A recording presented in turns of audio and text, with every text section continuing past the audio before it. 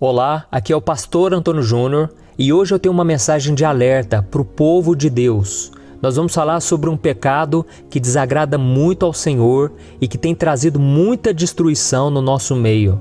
É o pecado da imoralidade sexual. Eu vou te mostrar alguns exemplos do que o pecado pode fazer na vida do crente, na vida daquele que até mesmo é firme com Deus, porque todos nós estamos sujeitos a cair em tentações. Existe até uma frase que diz que os maiores santos estão sujeitos a caírem nos piores pecados. Então nós nunca podemos achar que estamos livres de cair nesse pecado da imoralidade sexual, mas nós devemos todos os dias vigiar e orar. Amém? E para nós começarmos essa mensagem, vamos meditar no exemplo de Davi. Davi era um homem de Deus, um homem consagrado ao Senhor. Deus o honrou e colocou ele como o rei de Israel. Um homem que tinha tudo a seu dispor, um homem que podia fazer o que quisesse, ele mandava e desmandava. Mas isso subiu ao coração dele e ele um dia, ele estava passeando pelo palácio, ele não quis estar na frente da batalha e é aí que eu já começo a ver o problema, é aí que o inimigo começa a trabalhar. Quando nós estamos cheios de si, quando nós não queremos mais pagar o preço, não queremos mais nos esforçarmos, lutarmos, nas batalhas do dia a dia, e nós começamos a achar, eu sou filho de Deus, eu mereço um tempo de descanso, um tempo de refrigério, Deus sabe o quanto eu lutei nesses últimos anos, e a gente começa a ficar com esse pensamento, E Davi decidiu não ir para a frente da batalha, não lutar mais. E ele estava passeando numa bela tarde, e de repente ele viu pela janela uma mulher tomando banho. Naquela hora, o coração de Davi bateu mais forte, porque aquela mulher era muito bonita. E aquilo que ele estava vendo era algo incomum, era algo escondido. E tudo que é proibido é mais gostoso. Então Davi, naquela hora, ele ficou olhando e olhando aquela mulher. E esse é o outro problema. Uma coisa é você olhar, você sentir atração. Todos nós somos movidos pela aparência. A Bíblia diz isso. O homem vê a aparência, mas o Senhor vê o coração. Então é algo que está dentro de nós. Não é pecado você achar uma pessoa bonita, mas é pecado quando você olha 2, 3, 4 vezes e você começa a cobiçar aquela pessoa. E foi exatamente isso que aconteceu com Davi. Ele viu aquela mulher, achou muito bonita e depois ele mandou trazer essa mulher até a presença dele e ele descobriu que aquela mulher era casada. E então Davi estava tão cego pelo pecado que ele tomou uma decisão. Ele pediu para o marido daquela mulher estar na frente da batalha do exército de Israel, justamente para aquele homem morrer. Davi ficou tão cegado pelo pecado que ele queria se deitar com aquela mulher e ele queria tomar aquela mulher para ele, mas aquela mulher era casada. Olha o que acontece, o pecado ele traz cegueira espiritual. E nós vamos ver a consequência disso, porque depois que Davi mandou aquele homem estar na frente da batalha, aquele homem morreu e Davi se deitou com aquela mulher. E daquele relacionamento nasceu um filho. Só que Davi ele ficou quieto. Depois que ele pecou, depois que ele fez toda essa desgraça, Davi ficou na dele, não contou para ninguém. Mas Deus, o Deus criador do céu e da terra, tinha visto toda a sujeira que Davi fez. Então Deus enviou um profeta para acusar o pecado de Davi, porque a Bíblia diz que Deus, ele nos ama, ele se compadece, assim como um pai se compadece do seu filho. E Deus disciplina os filhos a quem ama. Então Deus levou o profeta Natã, para disciplinar Davi. E quando o profeta Natã chegou até Davi, ele veio contando uma história muito interessante e aquilo fez com que Davi entendesse a mensagem, mas ele não enxergou que aquela história tinha tudo a ver com a vida dele. Tudo que estava acontecendo naquela fase de Davi estava descrito nessa história. E eu vou ler para você. Está lá em 2 Samuel, capítulo 12, o versículo 1 ao 10. Olha o que está escrito. O Senhor enviou a Davi o profeta Natã. Ao chegar, ele disse a Davi: 2 homens viviam numa cidade. Um era rico e outro pobre. O rico possuía muitas ovelhas e bois, mas o pobre nada tinha, senão uma cordeirinha que havia comprado. Ele a criou e ela cresceu com ele e com seus filhos. Ela comia junto dele, bebia do seu copo e até dormia em seus braços. Era como uma filha para ele. Certo dia, um viajante chegou à casa do rico e este não quis pegar uma de suas próprias ovelhas ou de seus bois para preparar-lhe uma refeição. Em vez disso, preparou para o visitante a cordeira que pertencia ao pobre. Então Davi encheu-se de ira contra o homem e disse a Natã: eu juro pelo nome do Senhor que o homem que fez isso merece a morte. Deverá pagar 4 vezes o preço da cordeira, porquanto agiu sem misericórdia. Então Natã disse a Davi: você é esse homem. Assim diz o Senhor, o Deus de Israel: eu o ungi rei de Israel e o livrei das mãos de Saul. Dei-lhe a casa e as mulheres do seu senhor. Dei-lhe a nação de Israel e Judá. E se tudo isso não fosse suficiente, eu lhe teria dado mais ainda. Por que você desprezou a palavra do Senhor, fazendo o que ele reprova? Você matou Urias, o hitita, com a espada dos amonitas e ficou com a mulher dele. Por isso, a espada nunca se afastará de sua família, pois você me desprezou e tomou a mulher de Urias, o hitita, para ser a sua mulher.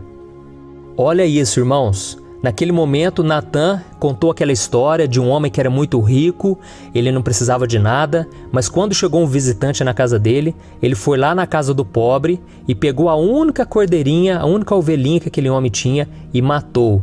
Naquela hora, Davi ficou com muita raiva e falou: esse homem é muito mau, esse homem merece morrer, pagar 4 vezes mais o que ele fez de errado. Então Natã falou: esse homem é você, Davi. Você tinha tudo a seu dispor, você se tornou rei de Israel.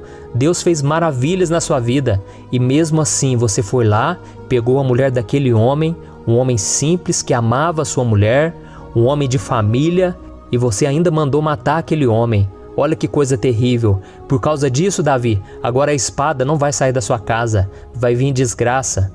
E se nós continuarmos lendo esse texto, irmãos, nós vamos ver que o filho que Davi teve com aquela mulher, com Batseba, ele morreu.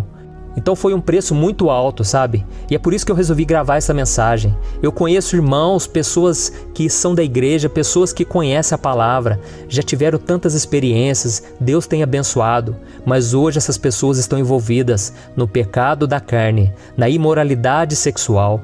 Então nós precisamos pensar 2 vezes, 3, 4, 5, antes de pecar, irmãos. Uma coisa é você olhar.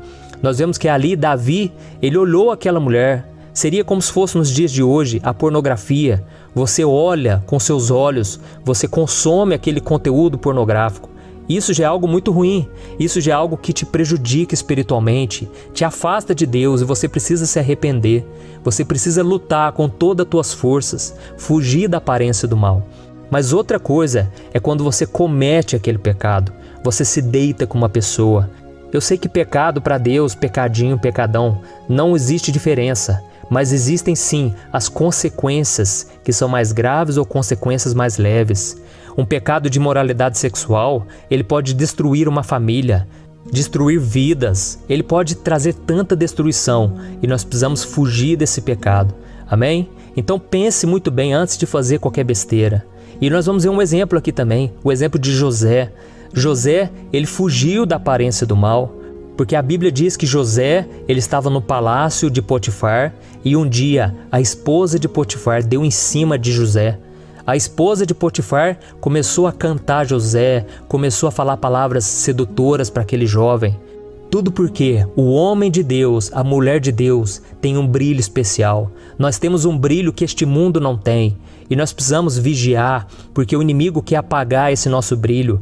Ele quer tirar de nós a santidade, tá bom? E eu quero ler com você rapidinho. Está lá em Gênesis capítulo 39, o versículo 6 ao 10. Olha o que está escrito. José era atraente e de boa aparência. E depois de certo tempo, a mulher do seu senhor começou a cobiçá-lo e o convidou. Venha, deite-se comigo. Mas ele se recusou e lhe disse: meu senhor não se preocupa com coisa alguma de sua casa, e tudo o que tem deixou aos meus cuidados. Ninguém desta casa está acima de mim. Ele nada me negou, a não ser a senhora, porque é a mulher dele. Como poderia eu, então, cometer algo tão perverso e pecar contra Deus? Assim, embora ela insistisse com José dia após dia, ele se recusava a deitar-se com ela e evitava ficar perto dela. Olha que exemplo, irmãos! José, ele podia fazer isso porque ele estava longe da casa dos seus pais. José estava numa terra distante, ele estava no Egito, ninguém ia ficar sabendo. Sabe aquele momento que você pensa, se eu pecar aqui, o pastor da minha igreja não vai ficar sabendo, os meus irmãos da fé. Então isso se torna um facilitador, porque nós temos o medo, de sermos vistos pelas pessoas, nós temos medo de ser envergonhados diante das pessoas. Mas eu imagino que José naquele momento ele deve ter pensado, nossa, eu tive uma infância tão difícil, os meus irmãos me venderam como escravos, eu estou aqui sozinho no Egito, só eu sei o quanto é difícil a solidão, ficar esse tempo de solteiro. E outra coisa, eu estou novo ainda, com muita saúde, eu estou na flor da idade, eu estou com os hormônios à flor da pele. Então eu imagino que José pensou tudo isso naquele momento, mas ao mesmo tempo ele pensou, como eu posso fazer isso? Como eu posso desagradar a Deus dessa maneira? Porque se eu fizer isso, pode ser que os planos do Senhor para minha vida, eles vão se atrasar. Pode ser que eu venha impedir o agir de Deus na minha vida, então eu não posso fazer isso de modo algum. Eu vou correr risco de vida. E é interessante, irmãos, a gente observar que José, ele entendeu que todo pecado é pecado contra Deus. Ele disse, como eu poderia fazer algo que desagrade tanto ao Senhor? Então esse deve ser o nosso maior impedimento para não pecarmos. Não somente o fato de que as outras pessoas podem ficar sabendo um dia do que a gente fez, não. O que é pior, nós vamos desagradar a Deus. Então, meu irmão, você que está sendo tentado, saiba que a melhor forma de vencer o pecado é amar a Deus. Se você ama a Deus, você vai querer fazer as coisas que o glorifiquem. Essa é a melhor maneira de você vencer, mesmo quando não tem ninguém por perto, mesmo quando está ali na sua frente, o diabo já apresentou de bandeja para você todos os prazeres deste mundo. Mesmo assim, você deve pensar dessa maneira. Amém? Eu gosto muito de uma frase que o Agostinho disse. Ele falou assim, ame a Deus e faça tudo o que você quiser. Vou repetir. Ame a Deus e faça tudo o que você quiser. Sabe o que ele quis dizer? É que se você realmente amar a Deus como deveria, com todo o seu coração, toda a sua alma e todo o seu entendimento, você só vai desejar fazer aquilo que agrada a Deus. Foi isso que Jesus disse em João capítulo 14. Ele disse assim, se vocês me amam, obedecerão aos meus mandamentos. Então é simples assim, se nós amamos a Deus, nós vamos querer andar na presença dEle, nós vamos querer fazer o que agrada ao Senhor. Amém? E só para a gente finalizar, não quero tomar o seu tempo, eu quero ler o que o apóstolo Paulo disse em 1 Coríntios, capítulo 6, o versículo 18 ao 20. Olha o que está escrito. Fujam da imoralidade sexual. Todos os outros pecados que alguém comete, fora do corpo os comete. Mas quem peca sexualmente, peca contra o seu próprio corpo. Acaso não sabem que o corpo de vocês é santuário do Espírito Santo que habita em vocês? Que lhes foi dado por Deus e que vocês não são de si mesmos? Vocês foram comprados por alto preço, portanto glorifiquem a Deus com o corpo de vocês. Amém?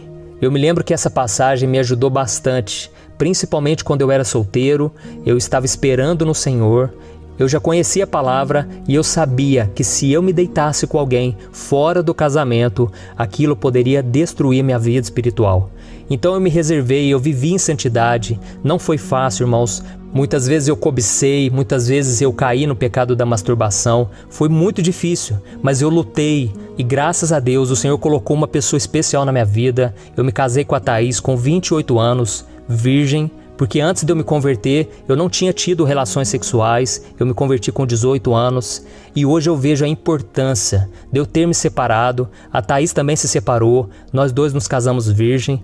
Foi algo que é impensável nos dias de hoje, porque o mundo está tão deturpado, a inversão de valores é tão grande, que hoje se você disser que está esperando no Senhor, pela pessoa certa, para ter relação sexual somente depois do casamento, as pessoas te zombam, as pessoas te criticam, as pessoas não concordam de maneira alguma, mas vale a pena, irmão, servir ao Senhor, vale a pena ser fiel a Deus, porque Deus está vendo. Você pode achar que tudo está sendo em vão, e esperar em Deus não está resolvendo nada, mas saiba que o Deus Criador do céu e da terra, na hora certa Ele vai agir em seu favor.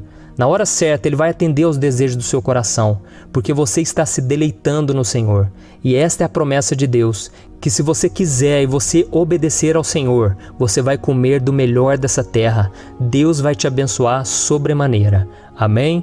E agora, meu irmão e minha irmã, eu quero fazer uma oração por você. Você que tem tido a relação sexual fora do casamento, você que não tem aguentado esperar no Senhor, Eu quero orar por você, talvez que já tenha caído nesse pecado e agora se sente tão culpado, se sente sujo, se sente indigno de receber as promessas de Deus. Eu quero te dizer uma coisa, as promessas de Deus, elas são infalíveis. Deus é fiel, mesmo quando nós somos infiéis. Foi isso que o apóstolo Paulo diz. Então, meu querido, receba a graça de Deus na sua vida. Você não merece nada, eu não mereço nada, eu não sou melhor do que você em nada. E eu estou aqui hoje falando para você porque Deus tem sido gracioso, misericordioso comigo. Porque se fosse por mim mesmo, eu já estaria no mundo, eu já estaria desviado há muito tempo. Porque a Bíblia diz que todos nós pecamos, todos nós tropeçamos de várias maneiras. Mas Deus é fiel e Ele não deixará que a gente seja vencido pelo pecado se nós confiarmos nele e buscarmos a presença dele. Amém? Então, se você puder, feche os seus olhos e vamos orar. Senhor, meu Deus, meu Pai, eu me coloco agora diante da Tua presença para Te agradecer, Senhor, porque o Senhor é o nosso socorro, o nosso refúgio. O Senhor não tem pedra nas mãos para nos atacar, para nos condenar. Oh Deus, muito obrigado porque o Senhor quer nos salvar, o Senhor quer nos restaurar, o Senhor quer nos fortalecer para que a gente não caia em tentação. Então, Senhor, eu intercedo agora pela vida de cada um daqueles que estão me ouvindo. Senhor, tenha misericórdia, meu Pai, de homens e mulheres de Deus que talvez estejam na prostituição ou talvez na pornografia. Senhor, como é difícil vencer a nossa carne, mesmo conhecendo a Tua palavra, mesmo orando muitas vezes, nós temos vontade de fazer aquilo que é mal. Senhor, aquieta o nosso coração, acalma a nossa alma, que a gente não seja levado pela emoção, pelo impulso, que a gente não venha dar ouvidos às pessoas que têm malícia no coração, que não querem saber do Senhor.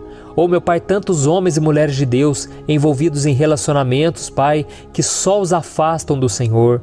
Tem misericórdia, Senhor, e nós estamos aqui declarando que seja feita a Tua vontade, não a nossa. Se algo, meu Pai, está nos atrapalhando a buscar ao Senhor, que o Senhor possa tirar da nossa vida. Senhor, nós não queremos mais viver longe do Senhor, nós não queremos mais viver afastados, viver uma vida de pecado, Senhor. Nós queremos viver em santidade de uma vez por todas. Ajuda-nos, ó Deus, a mantermos a nossa fé firmes até o último dia da nossa vida, meu Pai. É em nome de Jesus, meu Pai, que eu oro e eu já te agradeço, porque eu creio que o Senhor perdoou os nossos pecados e que o Senhor vai nos fortalecer a partir de agora, para nós não voltarmos mais a um jugo de escravidão. Em nome de Jesus que eu oro e te agradeço. Amém. Glória a Deus.